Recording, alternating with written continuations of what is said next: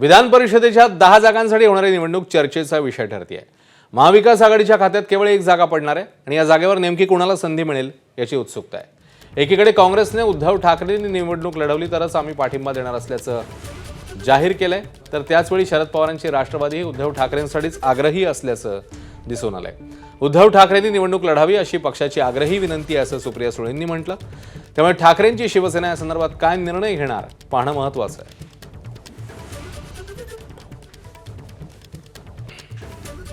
काँग्रेस पक्षाने जी घेतलेली जी भूमिका होती ही भूमिका आपल्या सर्वांच्या समोर आहे की राज्यसभेच्या निवडणुकीच्या आधीपासून आम्ही सांगत आलो, राज्यसभेची निवडणूक संपन्न झाली आहे त्यावेळेस काँग्रेस लढू शकले नाही ही वस्तुस्थिती आहे। मात्र उद्धवजी जे आहेत हा महाविकास आघाडीचा चेहरा आहे आणि ते विधान परिषदेमध्ये जर जात असतील तर निश्चित आनंद होईल हे यापूर्वीच सांगितलेलं आहे। उमेदवारीच्या संदर्भात चर्चा आजच्या बैठकीमध्ये होणं हे काही अपेक्षित नव्हतं। एक संवाद आणि एकंदरीत कोणत्या पद्धतीनं महाविकास आघाडीनं पुढे गेलं पाहिजे या संदर्भातला संवाद अत्यंत महत्त्वपूर्ण होता।